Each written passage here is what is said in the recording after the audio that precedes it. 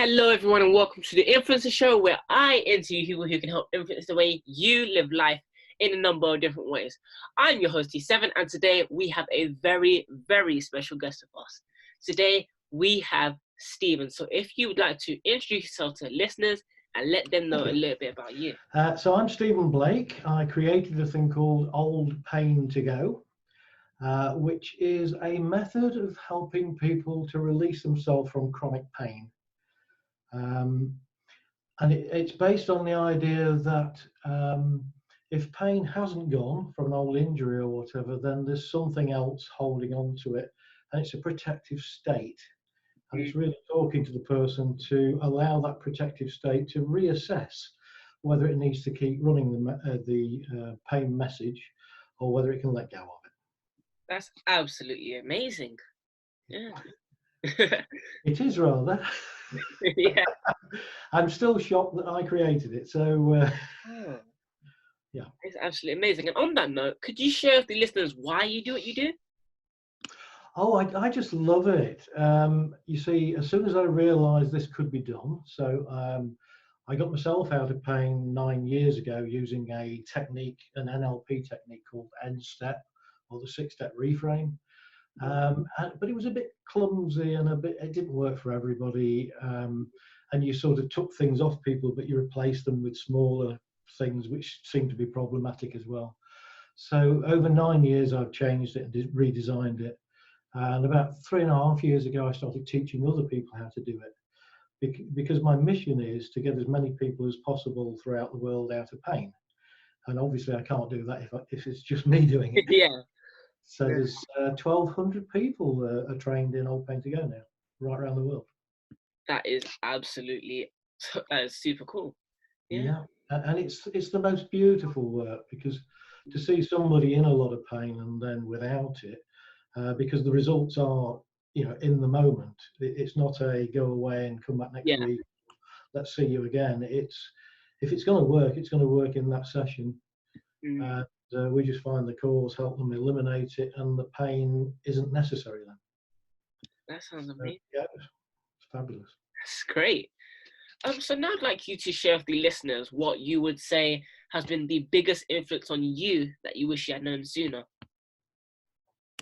Oh, it's I have to say it's when I learnt about how the unconscious works and how we program the unconscious. It sort of fetches everything for us, and it stores all the memory and all the programs and everything we can do, including breathing and eating and everything else.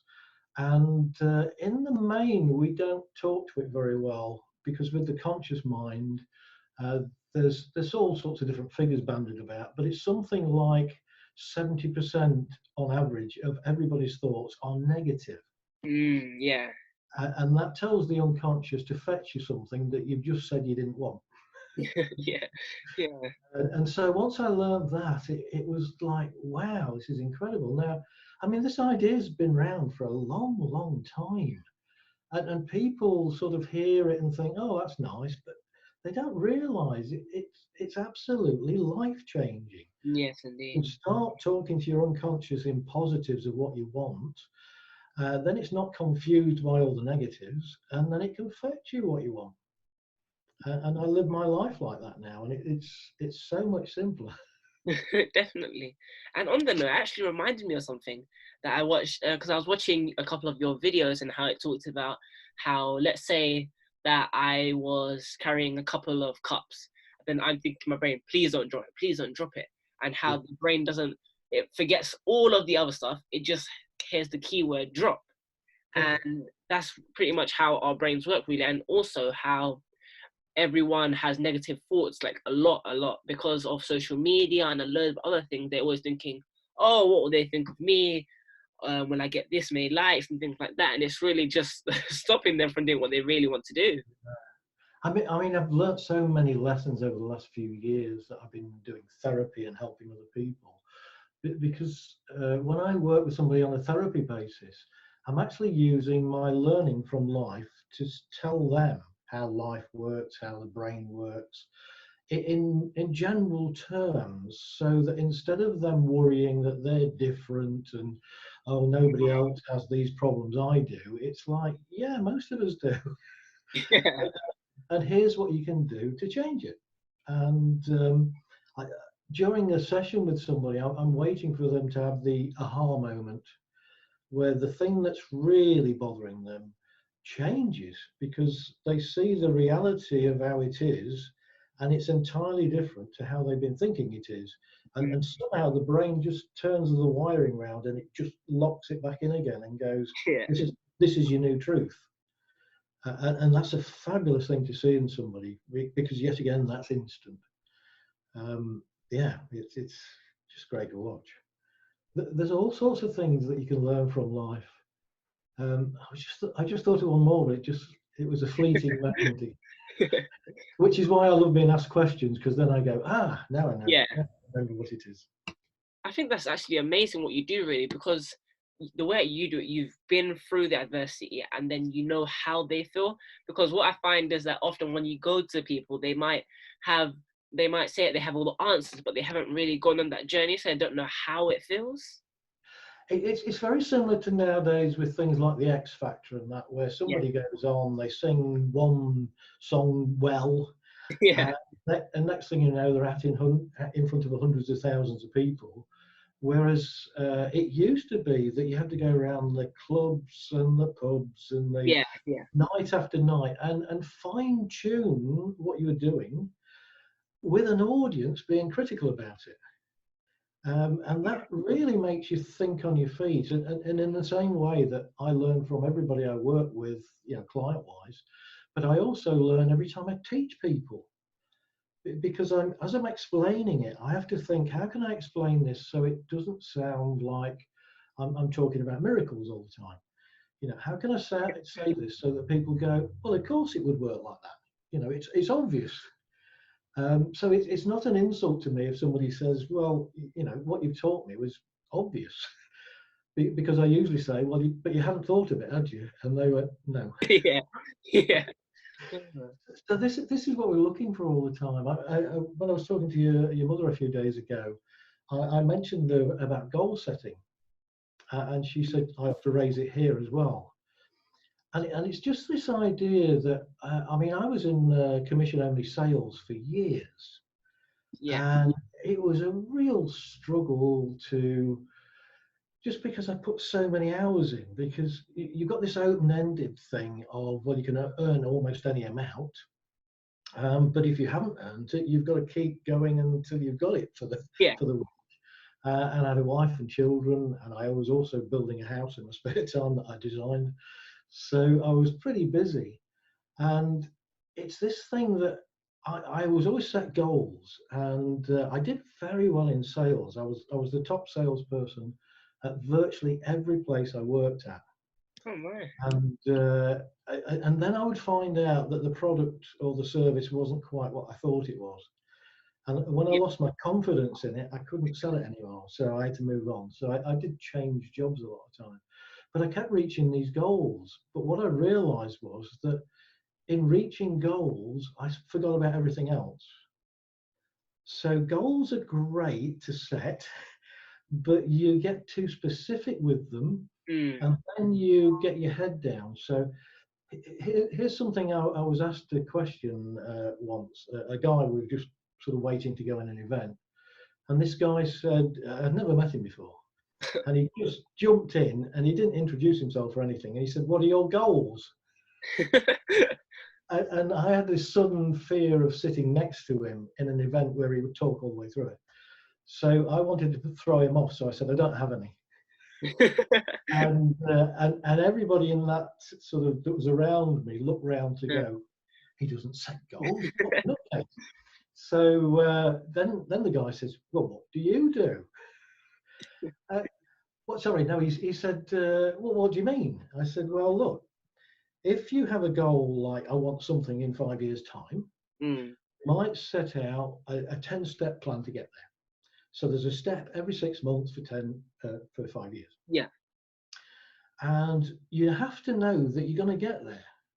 So you plan all 10 steps meticulously in advance.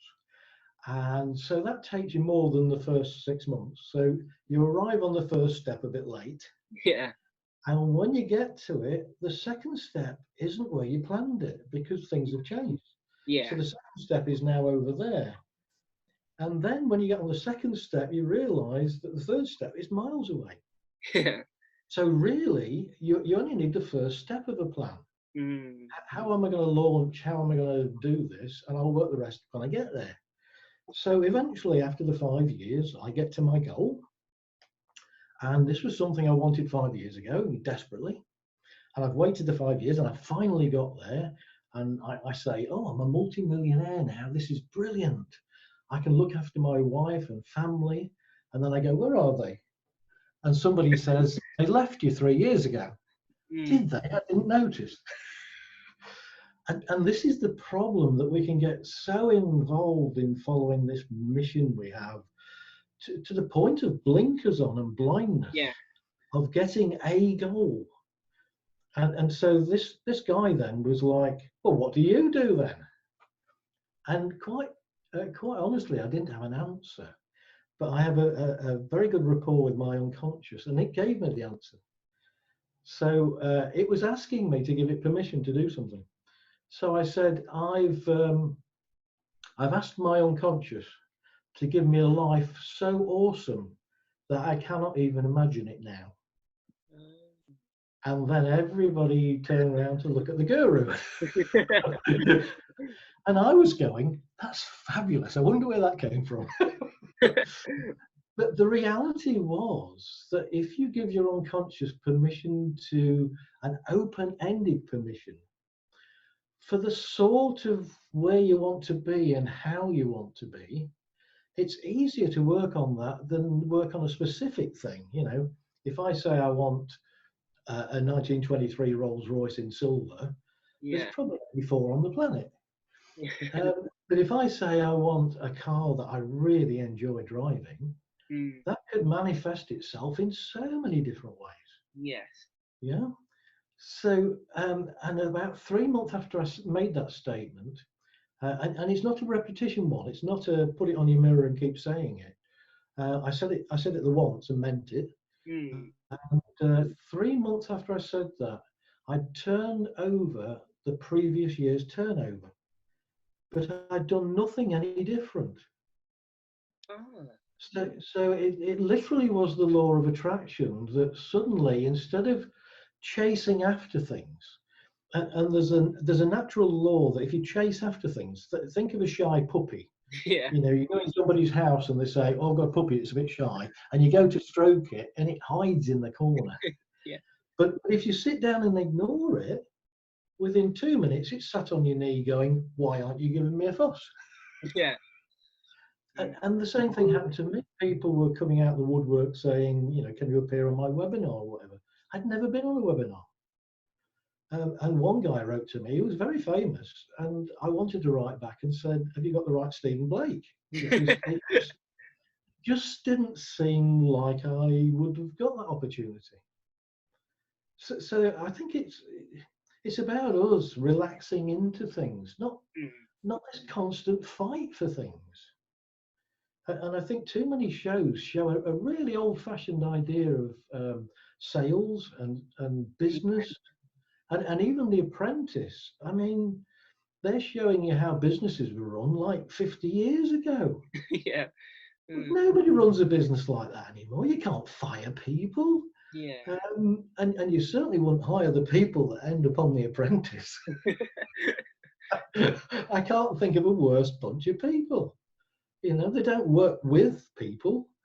They try and sabotage everybody else to win. I mean, there's no way I'd want to be a partner with any of those. Yeah. It's a funny old world. Oh, thank you so much for sharing.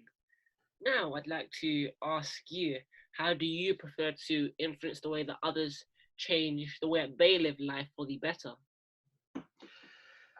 Yeah, now we can't change other people. Yes. The only thing we can do is influence, and that's what you said in your statement.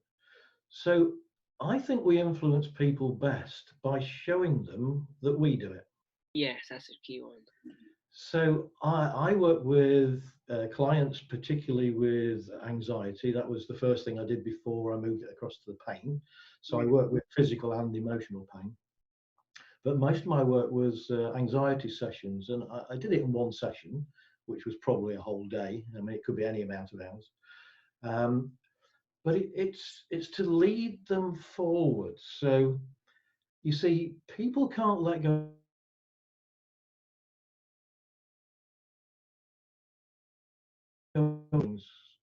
Right. It froze for a second there. Yeah. So I can only help people to let go of things. That's my specialty, whether that's physical or emotional pain. Now, you can't let go of anything unless you're relaxed. You can't be gripping on to, oh, I really want this to go, and let go at the same time. Yeah. So I'm really relaxed. So when people come to visit me, they sort of get into that. I do know how to do hypnosis, but I don't use it anymore because I don't need to. Because I get people so relaxed and sort of open with me because I'm open with them. I'm relaxed with them. And sometimes I need to get them sort of speeded up and into excitement to pass the right message through to their unconscious. So what I do then is I talk really fast and I get more agitated myself and they just join in with me. So if we only have a lead, that's all we can do. We can show people, look, this is brilliant. You know, I live my life like this. It's fabulous. And look at me smiling and look how happy I am. And you can have this, but you have to do the same thing.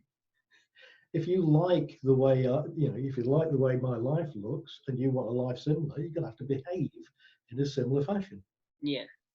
And so that's all I do now. So I don't push anything. I don't even push sales side of things. If anybody goes onto my website, there isn't a capture for emails.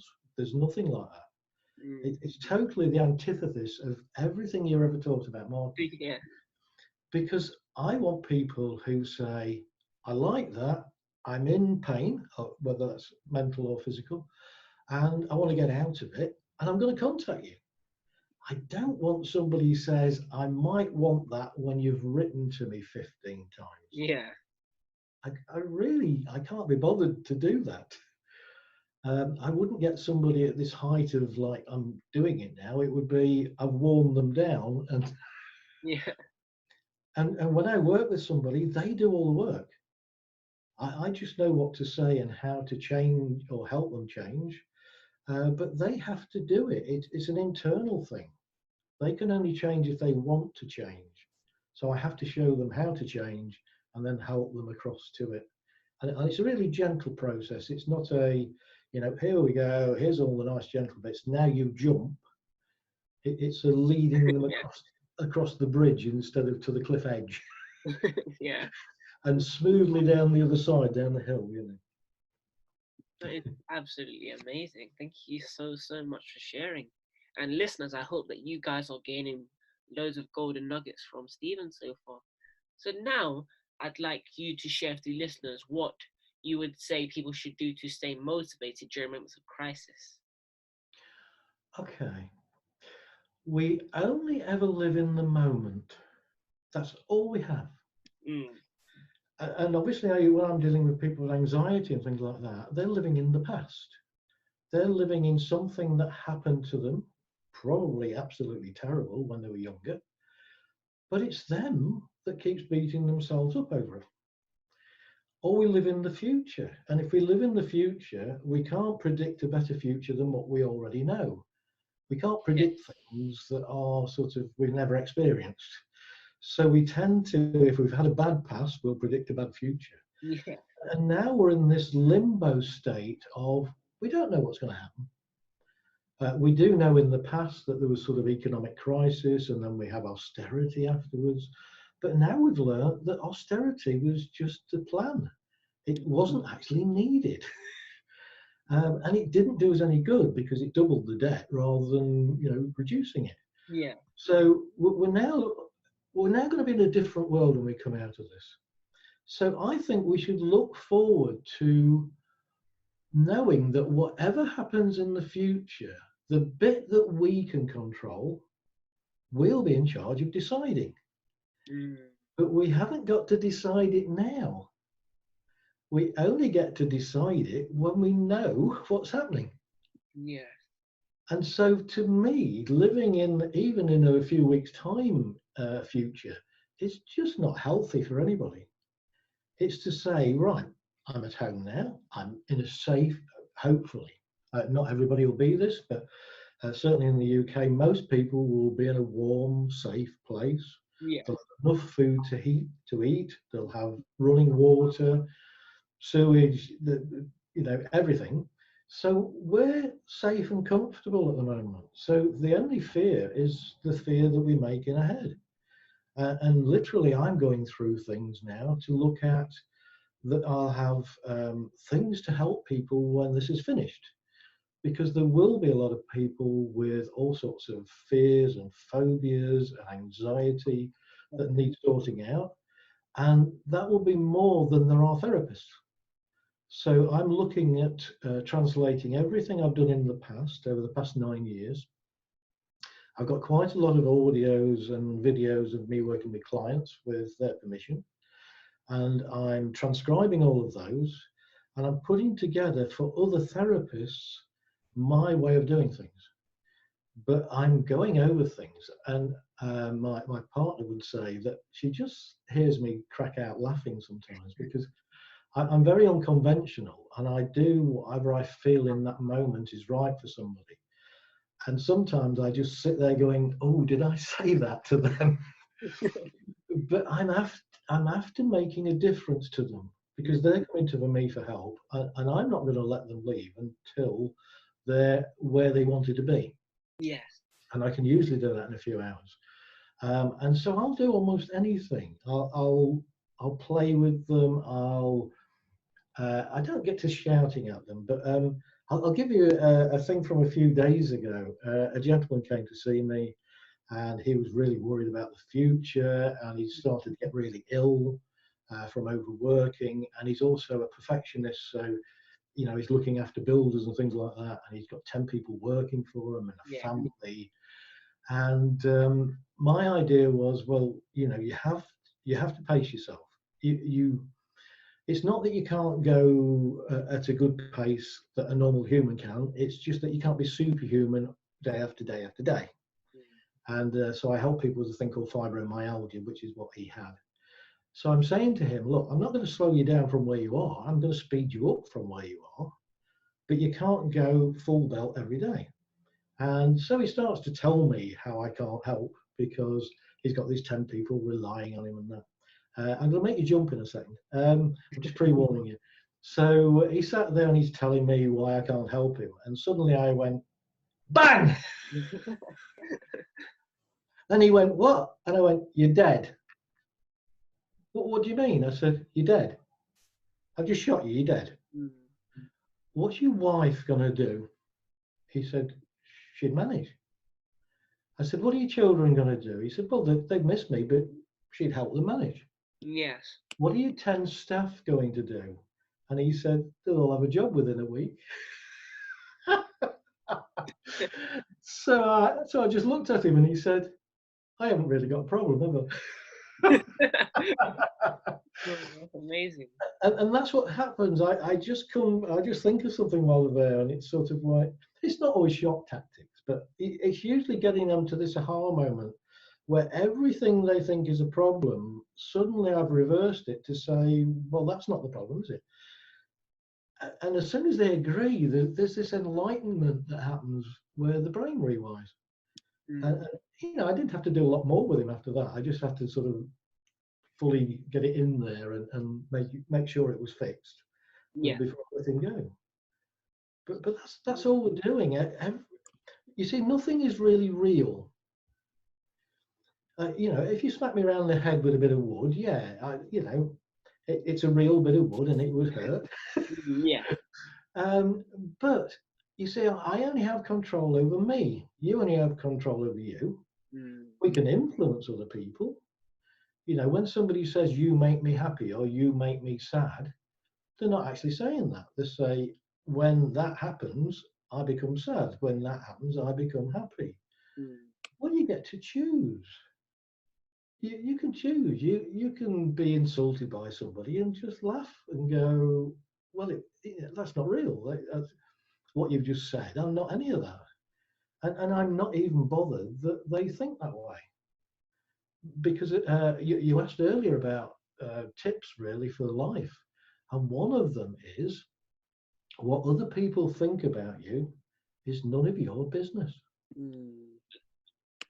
And if you think about it carefully, the people that are horrible and talk about you behind your back and everything else, they talk about everybody behind their back. Yeah. And then if you think about the nice people who say nice things to you, they also say nice things about everybody Yeah. because they're nice people. So usually what comes out of somebody's mouth is not about you, it's about Them. them. Mm.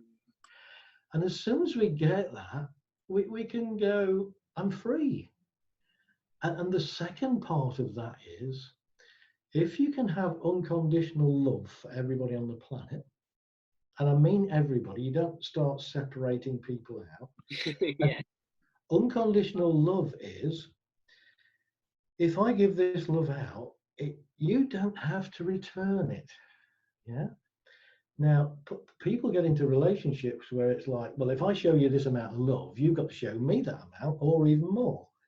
I love you more than you love me. And there's all this rubbish goes backwards Yeah. and forwards. And it isn't like that. If you can have love for everybody on the planet, because everybody's doing the best of their ability, and they might have the wrong idea of how to approach it in our belief, but they believe that that's what's going to get them the results that they want. Mm. And once we understand that and realize they are doing the best they can, and it might be even annoying you because that helps them, because that takes the pressure off them being an annoying person. It could be any of that. But as soon as we realize that if somebody's bothering you, and you mentioned things like Facebook and so on, if somebody puts comments up that you don't like, and you respond, and then they respond, and then you respond, you're both thinking that you're going to change the other person's mind. Yeah. And that doesn't happen. You'd have to have a very good argument indeed where it changed somebody's mind. But if you don't respond to it, it's like playing a game of tennis. If somebody bats you the ball and you don't bat it back, Mm. they haven't got a ball anymore. Yeah. And they move on and play with somebody else. So even though there's lots of things out of our sphere of control, we can control what we do, how we react to things. And the sooner we learn that, the better life gets. And if you have this unconditional love for everybody, you don't have to be the thought police and correct them or change them, or you just understand, well, that's their thoughts. And my partner has a beautiful saying, which is, thank you for your opinion on that. That's not saying it was right, it was wrong, or let's have an argument. It's like, thank you for your opinion on that. And it's saying then, it's just your opinion. Yeah. Mm. Thank you so much for sharing that. I really did appreciate that. So now I'd like to ask you, what is your passion and end goals? Right. My passion has previously been stated. It really is to help as many people in the world out of pain as possible. So I'm doing old pain to go to get rid of the physical pain, and I'll soon. And the content of my work I'm looking at now to get it ready is going to be old stuff to let go. Ah, And we tried lots of different sayings and thoughts, but that was the best one we could come up with. If we'd called it old stuff to go, it would sound like we rented out skips. mm. So that will be available for professionals who already help people with anxiety and that. Yeah. Because I don't want to teach NLP, I don't want to teach hypnosis, because although I've learnt them myself, I've now sort of merged them, so I couldn't teach it as a pure thing. So it's just my way of doing things, but it's very effective, so it's worth sharing with everybody else. That is absolutely amazing. Thank you so much for sharing. Um, so on that note, I'd like to ask you, let's say that you had a megaphone and you could say one thing to the world that would have a lasting influence on the world, what would it be and why? Yep, and we've already touched on this as well, because Mm. it's the very thing about the conscious and the unconscious working together.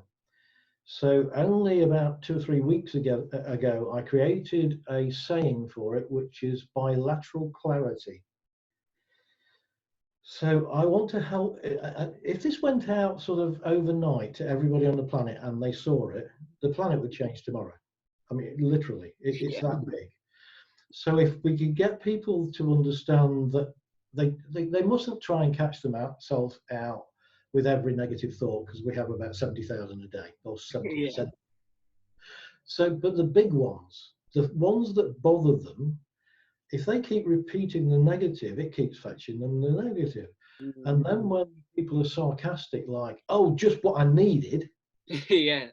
yeah, they're actually reinforcing that the unconscious fetched them the right thing. Yeah.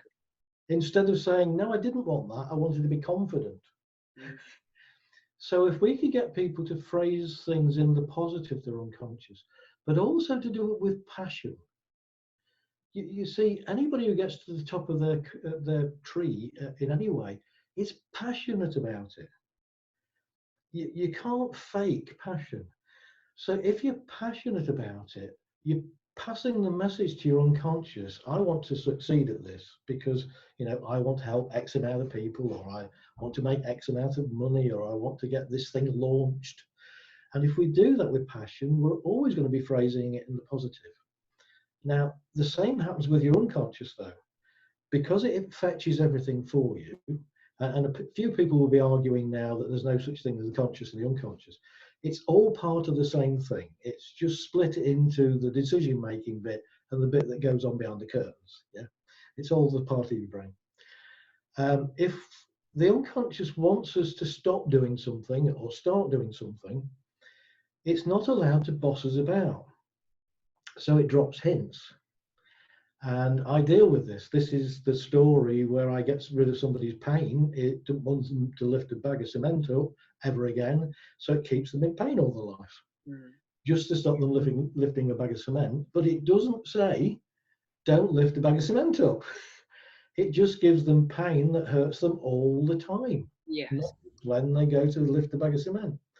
So if we could get friendlier with the unconscious and more in keeping with it and in line with it, and get that balance, because it's part of us, to say, I would like you to tell me what the problem is, because then I still get to decide. You aren't going to influence me by saying, hey, don't lift a bag of cement. But if I think that's sensible, I'm going to stop doing it. But if it's something like, I don't want you to ride a motorbike again because you had a serious accident, I don't want a hint. I want it to say, it's dangerous riding a motorbike. Please don't ride it again. And I can say, I'll stop it. Or I can say, I really want to. That's what I love doing. Mm. But we need to give it permission. And this is the thing nobody's catching on to. Your unconscious will do anything for you, but it feels it has to hint. And we all know where hints take us. We never get the thing we hint for. Yeah. Yeah. And a brilliant example is, imagine you said, you knew me well, and you said, what do you want for your birthday, Stephen? And I said, oh, anything. Just buy me something you think I'll like, but don't get me a pen. You know what I'm going to get from you? Ben. Because you get in the shop and you go, oh, what did he say? What did he say? Oh, he mentioned a pen. Yeah. And that's what happens. And you see, when we're talking to the unconscious in a negative way, imagine going into a restaurant and the waiter comes up and says, are you ready to order? And it's a massive menu. Mm. And you go, it's too much to choose from here. So I tell you what, I'd like anything on here. I'd like to be surprised, but I don't want the steak pie and chips. Can you put that down, please? And so you go steak pie and chips. You don't want the steak pie and chips, okay? And I don't want the jam roly-poly pudding. It's horrible. Okay, you don't want the jam roly-poly. Is that all? Yes, that's lovely. Goes into the kitchen, pins that up. The chef sees it. He sees it says, don't give him the steak pie and chips. It's not his job to decide what you want. Mm. He gives you what's written down. Yeah. And that's what's happening all the time with our unconscious. We keep feeding it rubbish. I don't want this, I don't want that. Well, what do you want? I'll fetch it for you. Yeah. Yeah, that would change the world overnight, I'm telling you. Definitely. Definitely. Thank you so much for sharing. And I've gained so much from that. Just from that very answer, really. It's about being clear, concise, and specific with what it is that you want, so that you can then get the results. Yeah. And on that note, I'd like you to give some advice to those who may have had their very own £1,000,000 idea at a time like this. Right. You see, we only see the success stories. And I studied for a master's degree a few years ago and managed to get that in business. And they asked me to do a study on the 10 top companies and about their strategy. And I wrote back and I made it a very short, a lot shorter story than I should have done. And I said, well, it's no good studying these 10 winners, because if you go back in time 10 years, you should have then picked 10 lots of companies out to say, these look like they'll be the winners. Yes. Then you could follow them. But if you take their success, it might be they just hit the right thing at the right time. Mm. So I would say that if you've got this multi-million-pound idea, the main thing is you're going to need help to get it out there. Because if you do it on a shoestring of, like I have literally, going out and just feeding a bit out and a bit out and a bit out now and again, to get the money to then feed a lot more out, it just takes so long. And then time overtakes us, because if you've got a £1,000,000 idea now, I can bet you on this planet there's 5 other people with a very similar idea, because Yeah. it's needed at the moment. And it's no different to when the steam locomotive was invented. It wasn't just Robert Louis Stevenson or whoever it was. It was actually Stephenson's rocket was the best of 5 or 6 designs that they tested out. Yeah. If you've got something, you need to get somebody who has been successful, who knows how it works, to help you get launched and do all the right things in the right order. Mm. Other than that, really, it is, plod through. And it's one of these strange things. If we go back to goal setting, Mm. I've got 1,200 people now that I've trained, or I've trained people who have trained them all around the world. And if I'd have sat down thinking, right, I want 1,000 people in the next it's took me 3.5 years. If I sat down and thought I need 1,200 people in 3.5 years, quite frankly, I would have a very good spreadsheet now of how to do that, and about 4 people. Yeah. You Mm. just have to do it. You just have to go out there and do your damnedest, but keep learning from your successes. Mm. And Yes. keep avoiding the things that don't work, because to keep repeating the thing that doesn't work, hoping eventually it will work, is just crazy. Yes, definitely. Mm. So that's it, really. It's just get stuck in there, but have that mission, but empower yourself. And also don't be put off by the naysayers. I mean, if you can imagine the thing I do, it just sounds too crazy that it wouldn't work. The idea that I could talk to somebody and pain that Yeah. they've had for 59 years would go away, just because I've talked to them when they've had surgery and drugs and the whole lot. It just sounds barking mad. So I do have probably one of the hardest jobs to sell something that is fabulous. And when we're talking about any product, we say find people's pain. And that's literally what I deal with. I find people's pain. But then when I say I can remove you from your pain, people go, oh, I'm not so sure about that. Yeah. Mm.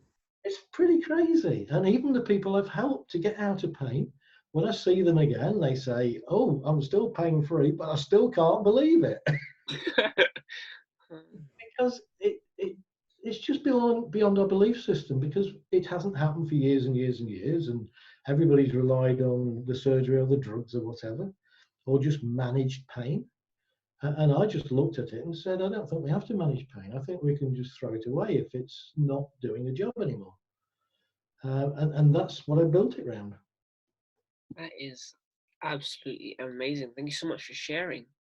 And that's actually really important how you touched on how these successful businesses, how yes, they might have got in lucky or something like that. And it's about not only seeing the outcome, but also seeing the journey that they've had to go on, because maybe some of them might have just bumped into that guy who was connected to the people who they needed to really launch their business.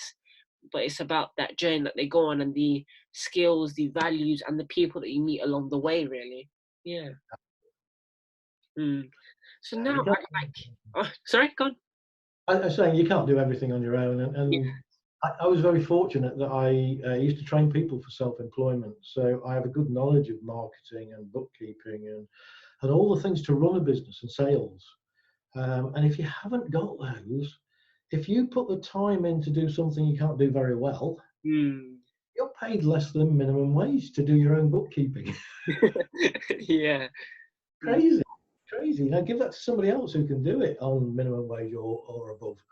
And free your time up to do the creative stuff, to give you, literally I brought my partner, my life partner, in with this, because then she could do the things like the bookkeeping and the answering people's emails and stuff like that, while I just became creative. And that freed me up to do that, and the business has took over ever since that happened. Amazing, really. It's about just fine tuning what you are good at and just allowing that to then blossom and then create as many avenues as possible, really. Yeah. Yeah. On that note, I'd like you once again to share what is the biggest issue or problem that you're aiming to solve as an influencer in your own industry. It really is this belief factor to, you see, my biggest skill probably is to take really complicated things and turn them into simple. Mm. And so I have to get a message out to people that says, this is possible and you could have it. Um, and even though I'm trained in marketing and even used to teach marketing, it's been the hardest thing I've ever had to try and market.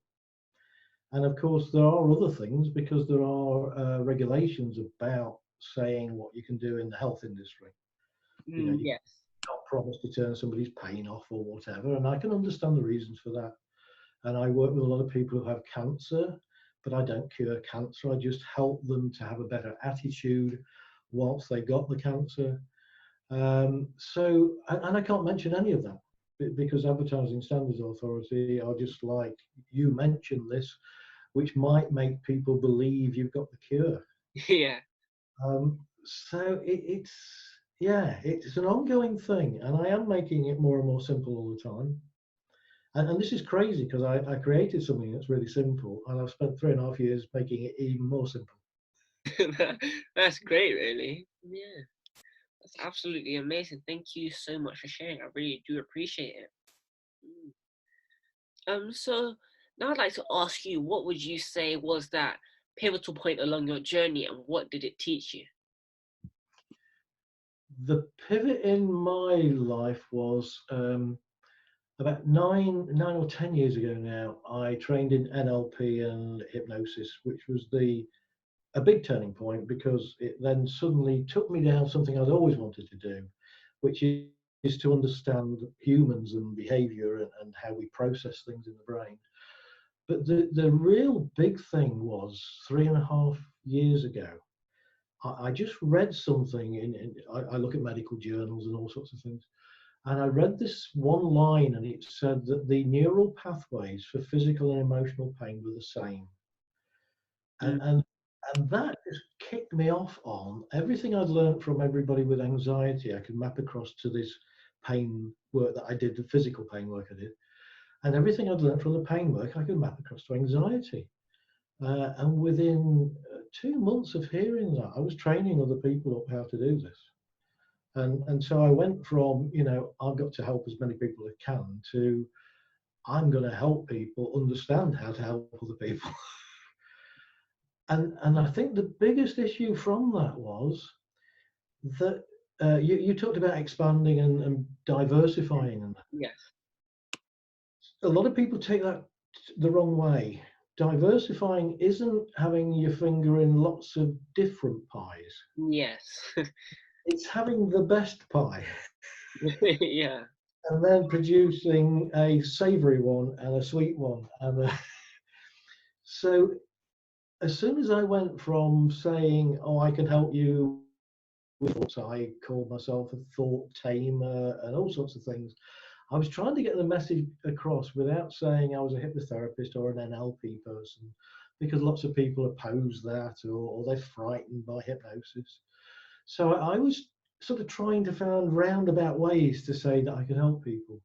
And the moment I started saying I help people out of pain, both physical and emotional, all the people that used to work around me at events like body, mind, spirit events, that I thought knew what I did, they'd have the next stall. I'd be there the whole weekend. I thought they knew what I did.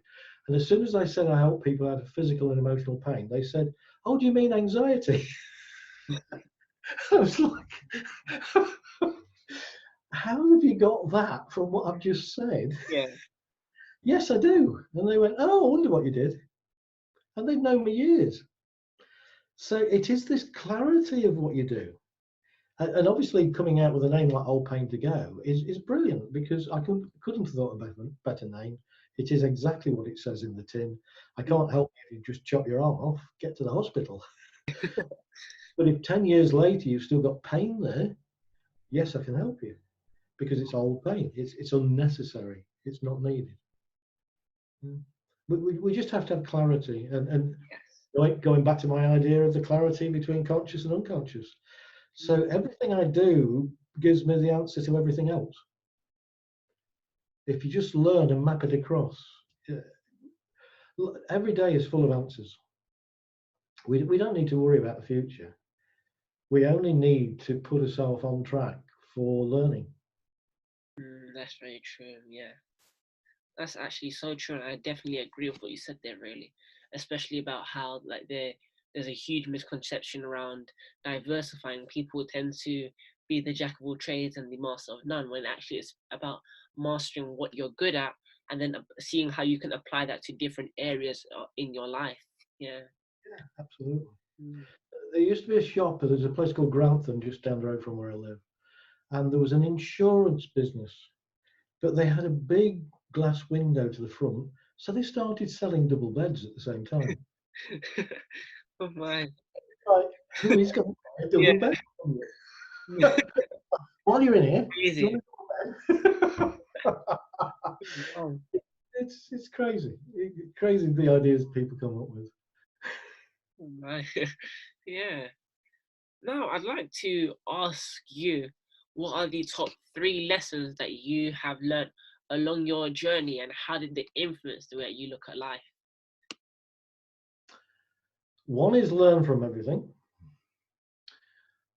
Two is go, if you're repeating something, um, you're either worried about the future or you're fretting about the past, you're having the same thought over and over again. And consciously, you don't resolve it. Mm, So the main thing is to pass it to your unconscious, to say, I keep thinking about that thing, and there's nothing I can do about it anymore. Well, if there is, you show me what the answer is. But until then, shut up.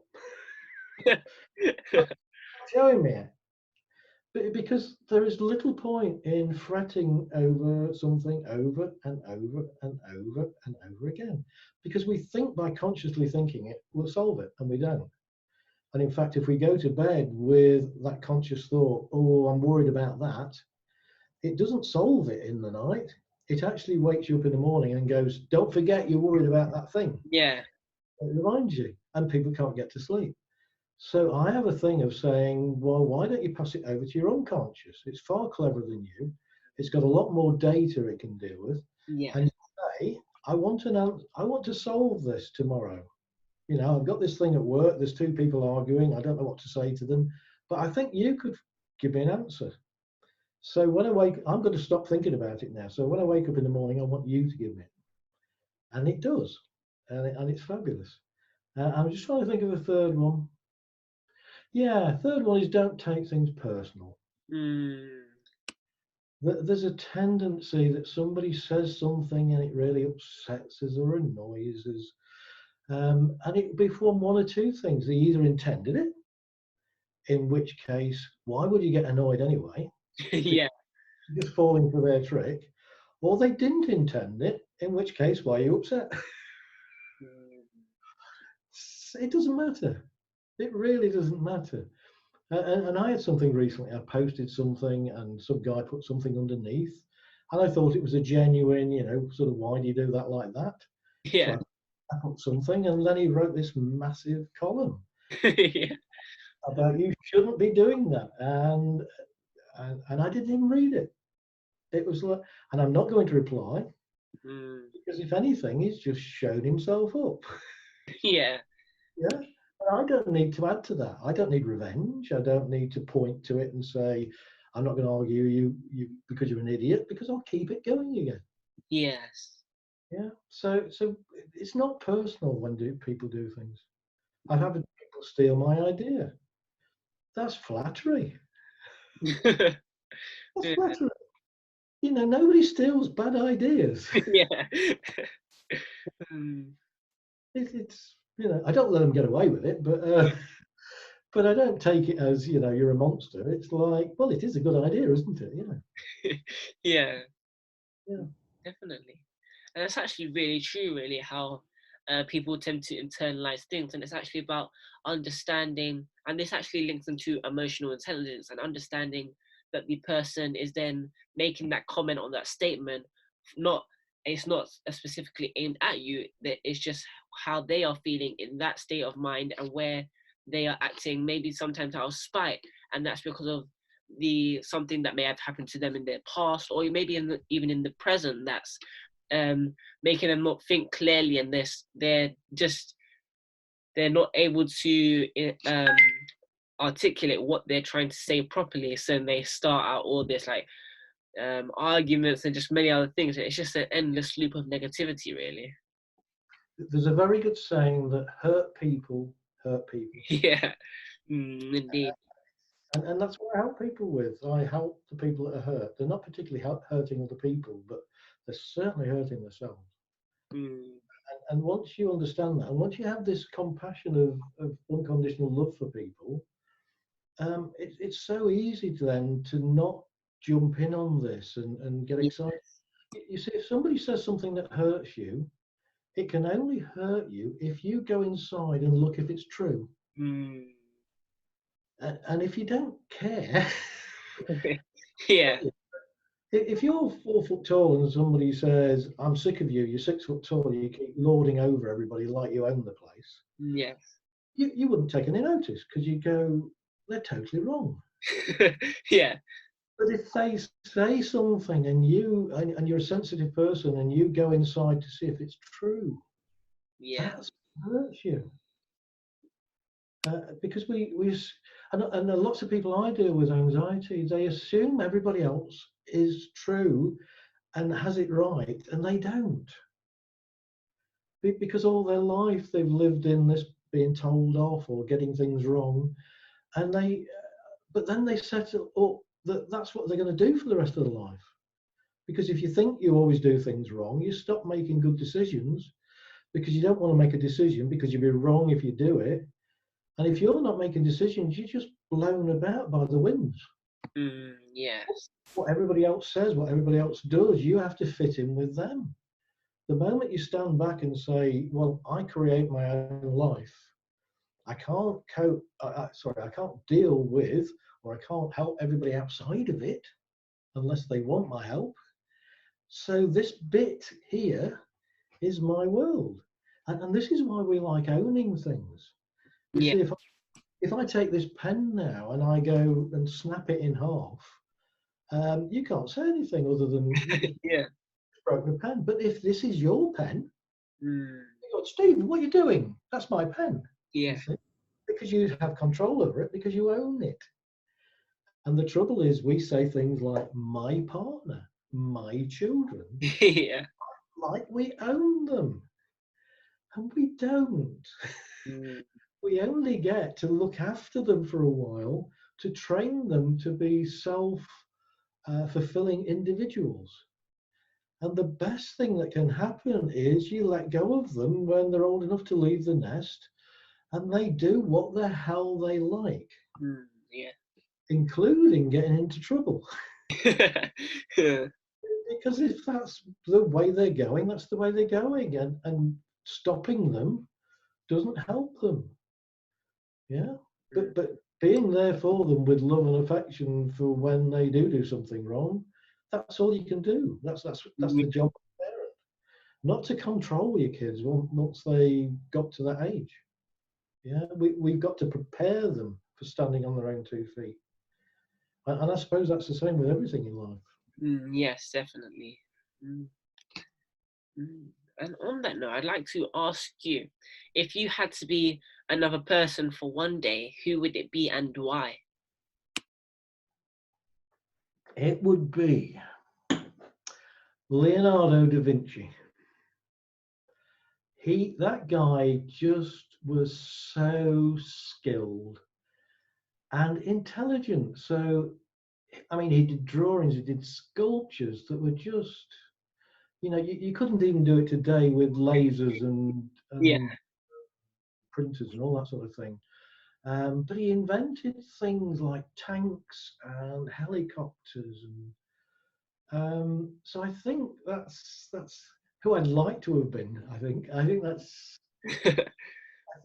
like to emulate that. That's my creative side, and I haven't got skills anywhere near those levels. So yeah, I'd love to meet the guy. That'd be amazing, yeah. That is absolutely amazing. And now I'd like you to share with the listeners what are your views on the word legacy and what legacy you would like to leave. Um, I don't need to be famous, but I would hope in 20 years' time that people wouldn't be taking painkillers long term and things, that it would go straight to my methodology or a similar one. Because it would be so commonplace that if anybody said, can you remember when we used to have morphine injections? That somebody will go, no, was that Yeah. was my lifetime? I would like that. I don't need the credit for it or anything.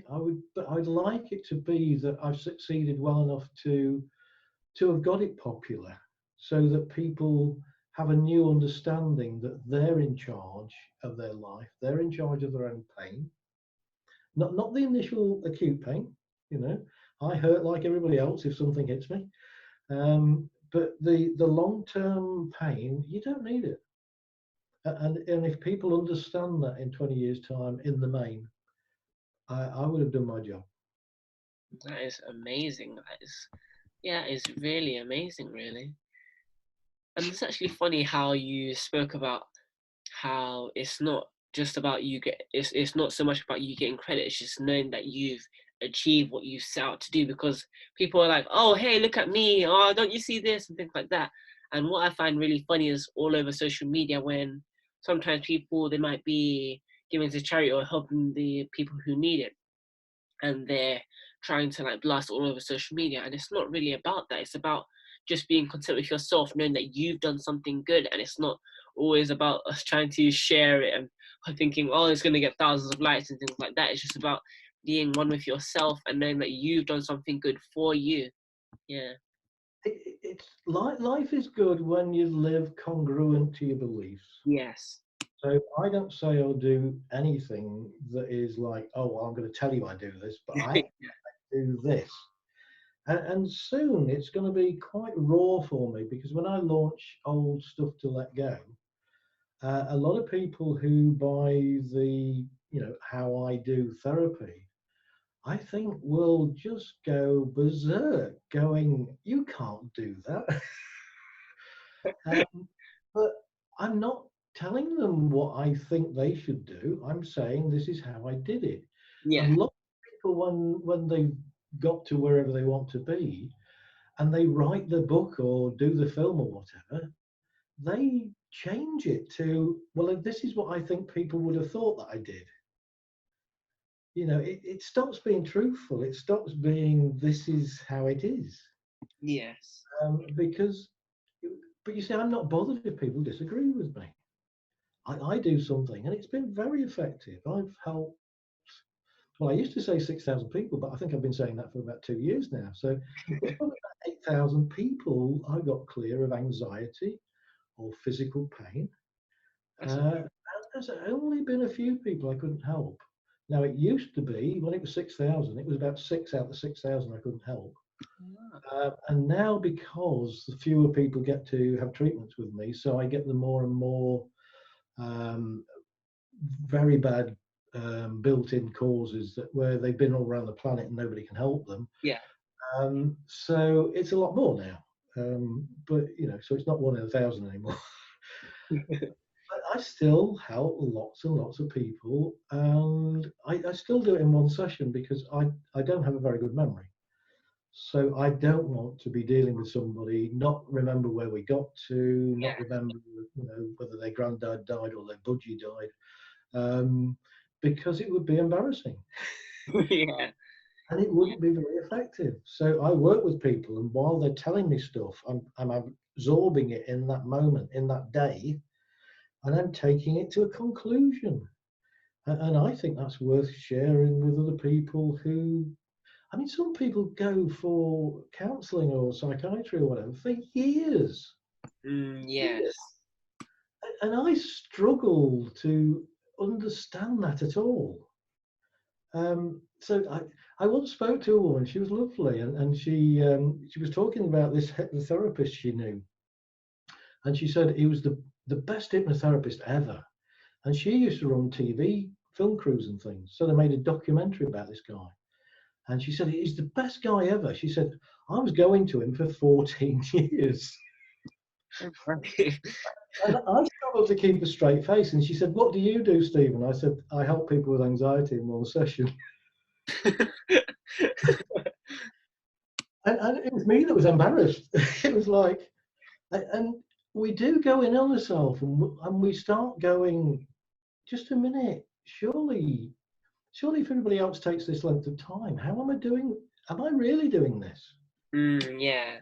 So I do understand that this idea that somebody hurts you by questioning what you do, because I question myself all the time.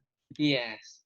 And if I have a bad week where things haven't quite I didn't help somebody as much as I thought I could, I analyze it so I can help the next person that's very similar to that. But I'm able to now go in a group where there's 900 of my people I've trained out of the 1,200 Facebook group, and they're forever posting what they've just done. So if I go, oh, I'm sure this doesn't work anymore, I only have to go in my own group and read a few things and go, it does work, doesn't it? So I can understand everybody else being cynical. I really can, because I'm cynical sometimes about my own stuff. But that's the beauty of it, is that I can actually say that. Yes. Yeah. And I think there's very few people that actually say things like that. They just go, oh no, I'm yeah. best in the world. And it doesn't work like that. There was a book once by Hank Trisler, and it was called something like The Entrepreneurial Myth. And he said he worked with this guy he tried to learn positive thinking all the time. And then this guy put him straight and said, some days you wrestle the bear, other days it wrestles you. Yes. Because I think there's a big thing about people thinking they have to be positive all the time. And it's not good to be false positive. Yeah. Thinking things are bad and then pretending they're good. It's better that you feel the feeling and then say, okay, so that's about this. Now, how do I want to feel? And then change the feeling if you can. And some days people aren't able to do that. And the last thing they want is to punish themselves because they're not feeling great that day. Yeah, it just makes them feel worse. So there is a big thing about, being positive all the time, but lots of these things are taught badly. When people talk about the universal force fields and law of attraction, um, they make it far too complicated and far too specific.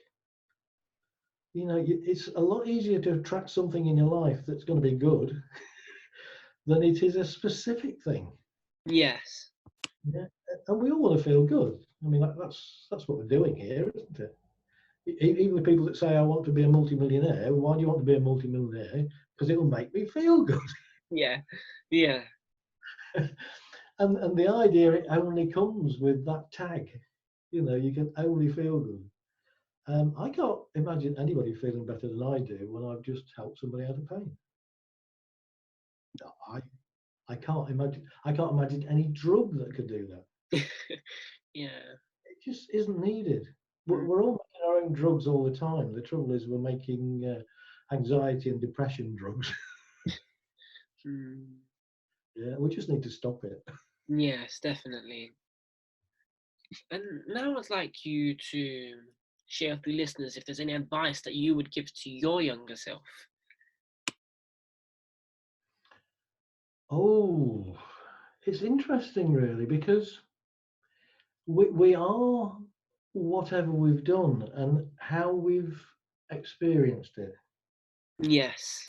So, if the question was, would you like to live your life over again? It would be no, because I've worked too hard. um, Yeah. but if I was to go back and tell myself anything, I would just reassure myself that I got there in the end. Mm. But everything, even the bad things that happened to me, are my experience that I've now shared so that other people don't go through the same experience. Yes. Because you can't stop somebody doing anything, but you can say, well, when I did that, this happened. Mm. And that's a natural consequence of doing that. And if they see that, they can go, oh, that's exactly what I'm doing. So I'm going to end up with that sort of thing. Yes. Um, and but we usually look back at the things that have gone wrong rather than the good stuff. We don't have a fantastic memory unless something was absolutely brilliant. And we also remember the things that were absolutely horrendous. And there's a good saying that how things end is how we remember the whole of the thing. Yes. So if for instance, the best story I've heard of it is a guy gets one of these old-fashioned wind-out gramophones, and he's got this very rare record of Beethoven's Fifth Symphony or something, and he puts it on, and he loves this, and he gets a brandy out and a cigar, and he puts the needle on the record, and he spends 20 minutes in heaven just listening to this and swigging his brandy and smoking his cigar. And then just as it finishes, the needle goes, and then he goes, oh, that's just ruined 20 minutes. It hasn't. Mm. You had a fabulous 20 minutes. Yeah, it's just ruined a second. Yeah. Yeah. But you've now taken it and you've made it ruin 20 minutes, or you think it did. Mm. And it's the same with relationships. When we've left somebody or they've left us, we can't remember how good it was because now we hate them. Yeah. Uh, So it's very difficult to look back on the past with a proper view of it, other than what can I learn from that and then move on. Yeah. And every lesson in life can map across to everything else you do. that is so, so very true. And it's about really just knowing what battles to fight really, and when um when enough's enough, and when you've, because so many of us are like, oh yes, I can do this, oh don't worry, it's just one more, it's just one more. But when is that time for you to then sit back, rest, and then for you to come back even stronger than ever before, really? Yeah. I think it's also as well that we do have this attitude of we're fighting battles. Yeah, yes. And yet my most successful years have been these last 3 years. And yet I've relaxed into it. Mm, So there's something about relaxing into it, but still having that passion, that yeah. drive, is you're not using your energy up Mm, fighting things. yeah. You're able to use all your energy up in the achieving what it is you want, and not seeing it as a battle as such. So, like I talked about the puppy earlier, that if it's shy, it backs in the corner. You're better off to sit down in the seat, and it will sit on your knee later. And I'm doing more of that lately. So more people are coming to me, and obviously you'd think that, because I've become better known, so more people come to me. But Yeah. I was doing everything I could to have my work known, and Mm, it wasn't getting me results. So suddenly, with the unconditional love and everything, now there is a thought that we are capable of tapping into this thought field, the universal consciousness, or whatever you like to call it. Some people call it God source. It's got loads of different words. And I like to steer away from specifics about it that people label it. So I call it the library. So we have a conscious that holds very little information, that allows us to think things. We have the unconscious that can help us think things. It's a bit like its internal library, and it goes and goes, I'll get you that, I'll find a match for that, and it fetches it. And then I think the unconscious taps into this universal library, and it can fetch you stuff in that you're not aware of because you're not doing this consciously. And so I have so many million to one coincidences each day that I just see them as normal now. It's just I just expect things to happen. So I'm not forcing them. I'm not sitting there thinking I want this to happen and then it happens. And I'll give you a really strange example.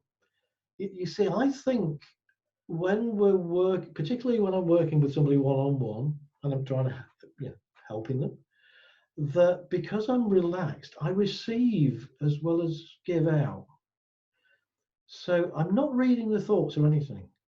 But this happened about 2 years ago, and it's so funny. I sat with a client, and she had this big thing about she'd done something that week, and it was terrible. And I said, "Well, tell me." And she goes, "No, I know what you're going to say." And because I have sort of stock answers to most things, yeah. like stop trying, just do it. So she goes, "I know what you're going to say," and I go, "You don't." And I am thinking of something that I know that she would go, "Yes, I knew you were going to say that." So it was a bit like in Ghostbusters when they said, "Clear your minds," and somebody thinks of this marshmallow man. Yeah. It was like that. So I cleared my mind and I went, "Think of something random, Stephen." And I'm not joking. It was like it was real. I saw a packet of McCoy's crisps, salt and vinegar, and the colour and everything. I mean, they're either blue or green. I can't remember now. But I saw this packet of McCoy's salt and vinegar crisps, and I thought that is weird, but she'll never guess that. So she keeps guessing, and she goes through all my usual things I say, and I go, "No, you're never going to guess this." She said, "Well, I give in then." I said, "I saw a packet of McCoy's salt and vinegar crisps." Well, she couldn't have faked this response. She nearly fainted. And I'm looking at it like, "Why are you surprised?" And she goes, "Stephen, all week I felt so guilty about what's happened that I've starved myself. But every day I had a packet of McCoy salt and vinegar crisps." Right. Now, what are the chances of me thinking of a random thing and I hit the very thing that she's feeling guilty about? Ah. As she said it, I thought, "Oh, I'll be funny here." I said, "And you bought them from the co-op?" And she went, "I did." Oh my. And I was like, I was only joking. She went, "No, I did buy them from the co-op." So I think people have to stop striving so much and Mm, putting lots of energy where it doesn't need to go. yes. We have to be more open to receive, and not forcing that receiving, but just have this unconditional love for people, want to work with people, want to help people, and your thing is, even though it's with businesses, it's wanting to help people become more successful so that they can supply the people who want to buy their things with the things they want to buy. So we're all doing the same thing. Whatever we're doing, whatever we're selling, we're all providing something that somebody wants. Yes, yes. And we have to look at helping them. And this is, have you got a few more minutes? Oh, yes. I was in sales for about 20 odd years, commission only sales. And when I first started in sales, there were lots of the old fashioned type sales techniques that they tried to tell me. And they weren't very good. And it was all about closing a sale. Closing a sale. You've got to close a sale. You've got to say this to them. You've got to say, do you want to use my pen or yours? And there was all sorts of these stupid sales techniques. And I realized that I could do better at sales if I was just honest and open with people. So, for instance, I went to one house when I sold double glazing for a while. And I went to one house and I drove 20 or 30 miles to get there.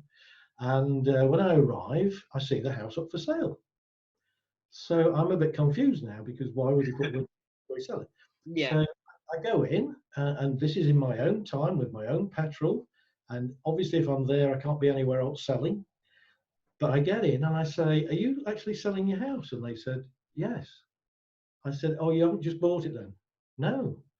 I said, "So what are you thinking of doing?" They said, "Well, we'll change all the windows because they're a bit tatty. And if we spend 3,000 with you tonight, we'll probably get 5,000 more for the house." And I said, "Well, no, it's more likely to be the other way around. You're quite likely to spend 5,000 with me tonight and get 3,000 more for your house because people could put their own windows in Yeah. at the same price you can. So they probably want to do it and just get it cheaper and get the house a bit cheaper." And they went, "Well, we wasted your time." I said, "Well, you haven't, have you? You didn't know until I came here. You didn't know that." And they said, "Thank you." And I left. And 2 weeks later, I installed a whole house full of windows for their friends. And about a year later, I installed their new windows at their new house. And I realized that what people wanted was help in making a choice that suited them. So Definitely. the art of sales is listening to somebody about what they want. If they're not quite sure what they want, or you've got a better thing that matches what you feel they want, you can say, well, until 10 years ago, that was but this is, and this does this, and helps you with this, and helps you with that. And that person is more likely to then say, well, how much and where do we go? So it used to be that sales was like this. In fact, I'm going to draw it.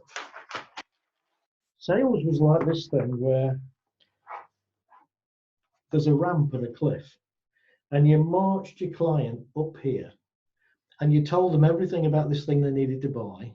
And then you did this closing remark where it was like, jump. Yeah. Mhm. And people said to me, well, what do you do then? And I said, well, I build a ramp the other side with a nice slope. And I take them across the bridge, holding their hand Yeah. while they decide to buy it. And then I reassure them that they've done the right thing as they go down the other side. Isn't that simple? Yeah. Yeah. That's amazing, really. So it's just, if you think about it and what I do, everything is about just thinking of things slightly differently. Yeah. So I didn't accept that people had to stay in pain. So I just kept thinking, what's the alternative? How can that happen? And that's an alternative to sales. Don't make them see this massive thing of I've got to buy it or not. Yeah. Ease them into it before they know it. They've bought it. They've gone down the other side and they're happy with it because you haven't sold them something they didn't want. Yeah, you've just helped them make a good decision. Yeah. That's very interesting, and thank you so much for sharing. I really, That's all right. really, We're covering a lot of ground, aren't we? yeah, definitely, definitely. Um, Now I'd like you to share some advice with those who may be starting something new and are starting to give up.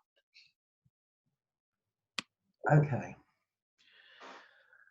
I wouldn't go for the trite thing of never give up.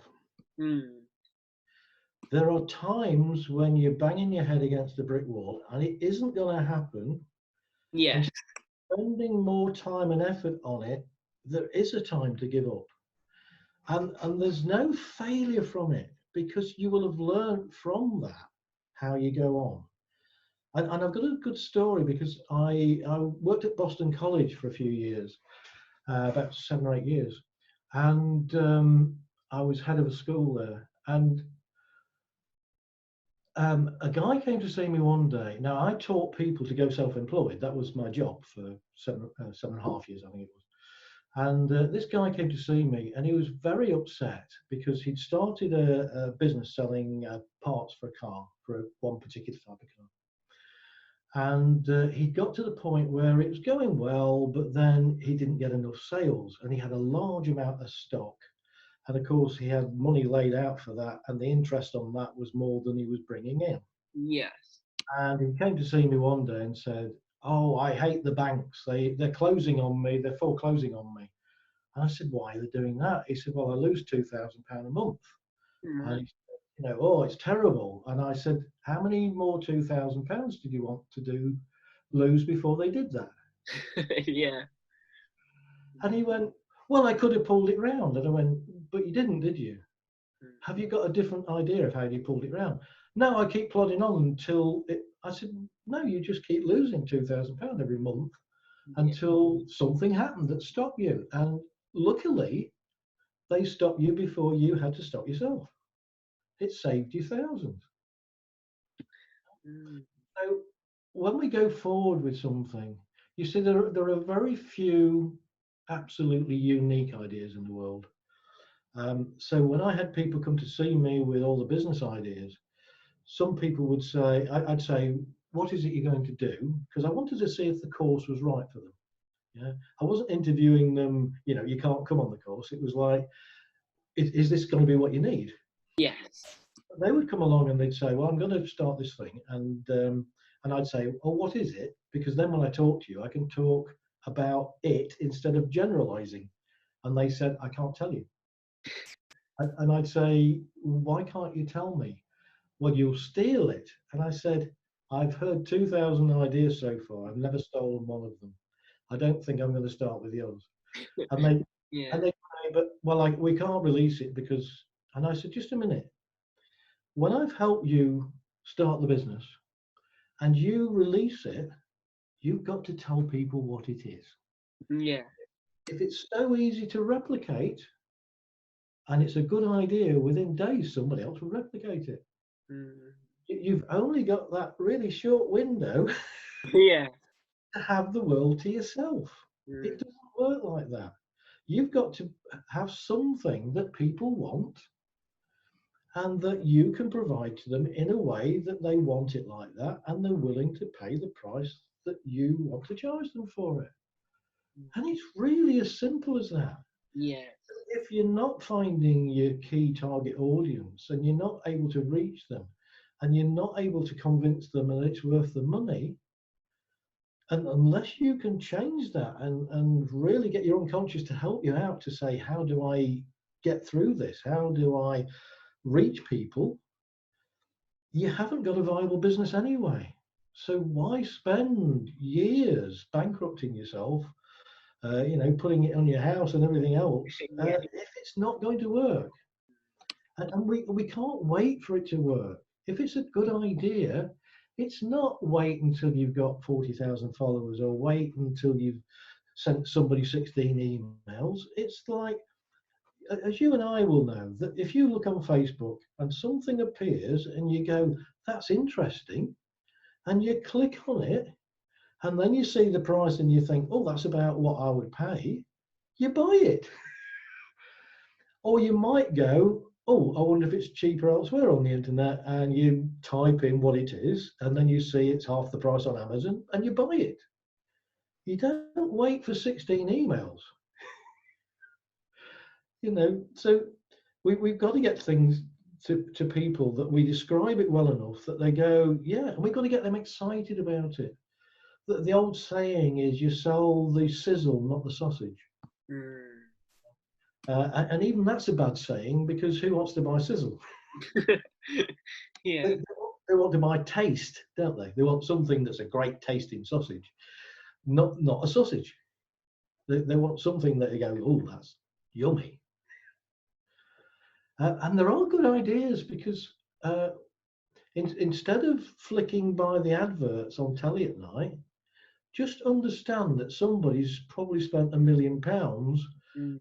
saying exactly the right words into that advert. So you want to be there with a pen and paper and making notes. What have they just said? Who have they used? Is there all sorts of different people in there, or is there a certain type of an age of person they're using in the advert? And how do I need to get mine out? Who am I targeting? What should I say to them? And I quite often take good ideas off the telly and I run with it and just check it out. And that's all you can do. Just keep checking things out. But you've got to know you've got an audience. And I used to teach people to do market research. And quite frankly, it's a waste of time. It's a waste of time.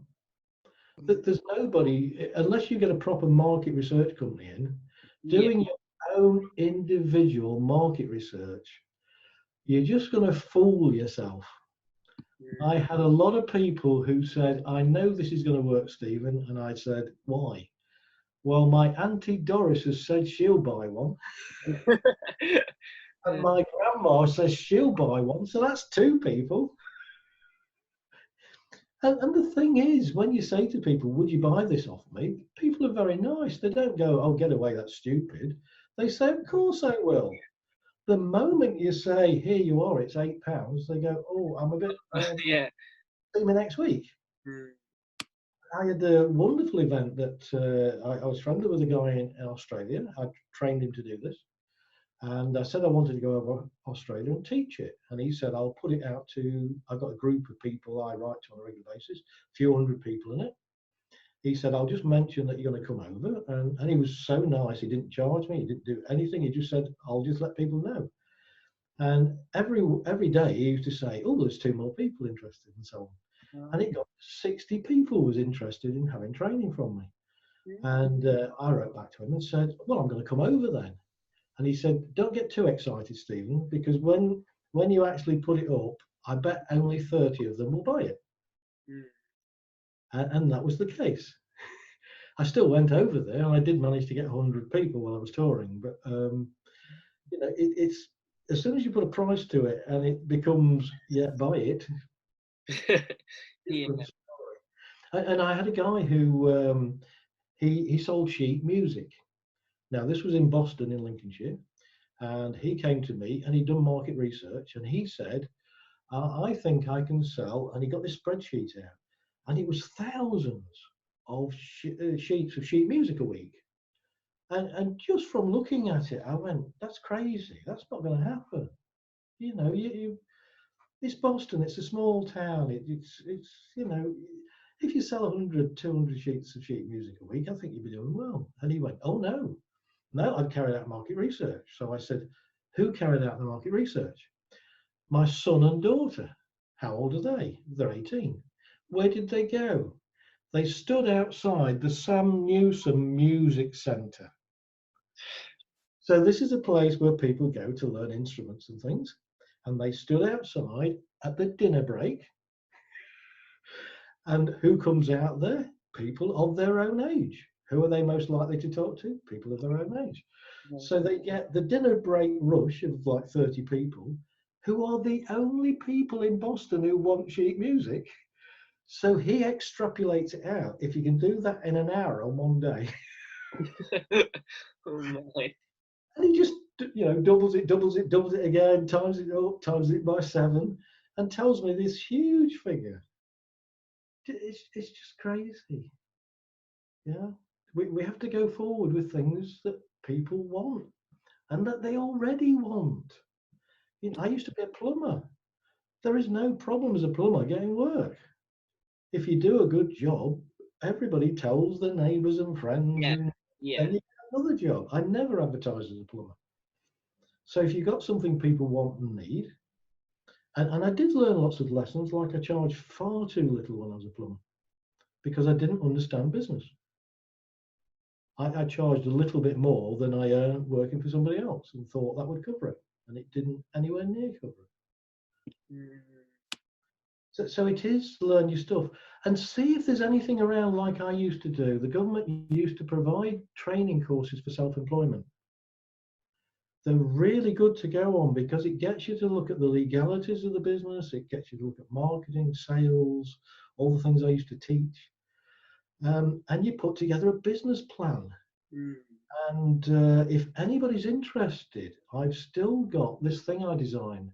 I designed an Excel spreadsheet, and it's for people starting to design a business. So I'll make it available for you, and you can pass it on. Thank you. And it does. It was so good in the end that Channel 4 was promoting it as the best design spreadsheet for help starting a business. And it was something I put together over about 6 or 7 years that I was doing that work.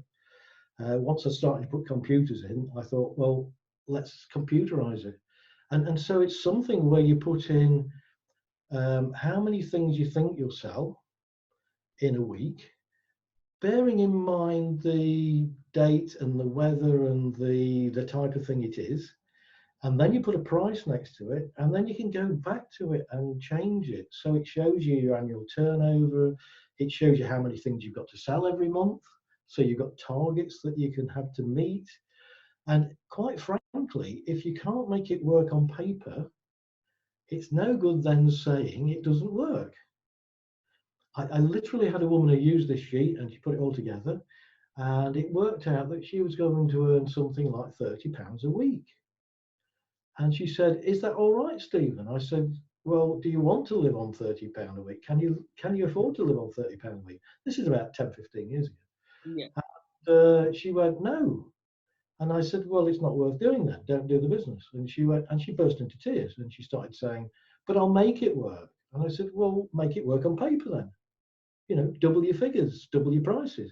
But Yeah. nobody will pay that. I won't get that many people. I said, "Well, you're not going to make it work then." Yeah. You do have to think this thing through, and you do have to think who you're going to get and how many of it you're going to sell, how much you're going to sell it for, and how you reach them. And you have to reach a lot of people to get the one that buys it.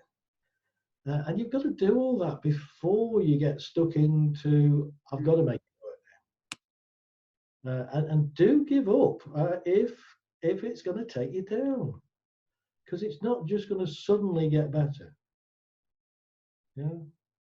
And that's against all the advice people normally give for business people. Yeah.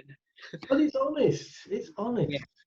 You know, stop looking at all the people that make it wealthy because they're a small percentage. And a lot of those have probably gone under 2 or 3 times before they get there. Yes. There aren't fantastic get rich schemes. And I should know because because I've created a way of getting people out of pain and I'm not making a fortune, if I can't do it with that, there's something going wrong, isn't there? Yeah. It's just so difficult to tell people something that's quite miraculous. Yeah. Thank you. Thank you so much for sharing. I'm totally in awe of everything you said over this interview. I really do appreciate it. And lastly, I'd like you to share with the listeners where they can find you if they'd like to find out about any upcoming things you may have. Okay, so they can look for me on Facebook, just Stephen Blake, MBA, just proving I've got my master's degree. Or oldpaintogo.com. So it's all one word, oldpaintogo with a 2 in it, and .com. And there's everything on there. I put question and answers. I wanted to show people proof that this worked. Mm. And if you go on there, there's something like I think it's 149 client videos of people saying, "I didn't think this would work, but it worked."